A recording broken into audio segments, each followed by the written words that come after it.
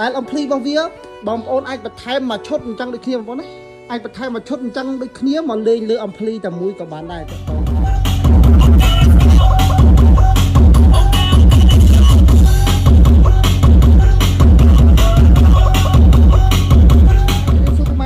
ថ្ងៃនេះគឺយើងរួចរាល់មកឈុតទៅទៀតបងប្អូនយើងអរគ្នាជាមួយនឹងប្រភេទឈុតសាប់5តក100ដុបសង់4ទឹក2គ្រាប់ជាមួយនឹងអីគុយ2ទៀតបងប្អូនជាប្រភេទអំភ្លីប្រើភ្លើងដរិចតែម្ដងបងប្អូនណាប្រភេទអំភ្លីសាប់ដាច់សំដាច់ប្រើភ្លើងដរិចមានមីក្រូនៅលើនៅពីដើមទៀតបងប្អូនតទៅជាមួយនឹងប្រភេទឈុតនេះជាប្រភេទឈុតធំប៉ុន្តែ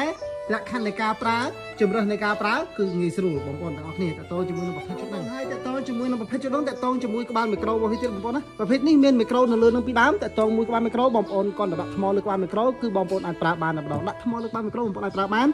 ជាមួយនឹងឧបលើខាងក្រោមសាប់5ទឹកជាមួយនឹងសង់ខាងលើ4ទឹកដុបសាប់5ទឹកដុបសង់4ទឹកដុបបងប្អូនណាមានអីគុយ2ទៀតបងប្អូនតទៅជាមួយនឹងប្រភេទឈុតនេះដែលអំភ្លីរបស់វា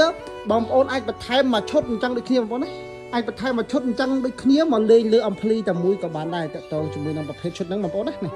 ដាក់មកឈុតនេះគឺដល់មកផ្អើលភូមិបងប្អូនចូលឆ្នាំតទៅជាមួយនឹងប្រភេទហ្នឹងអូខេតោះឥឡូវកុំឲ្យខាតពេលសាក់សលេងអ្នកនរគ្នាជាមួយខ្ញុំថាតើលយប៉ុណ្ណាអើប៉ុណ្ណាអូខេតោះ let's go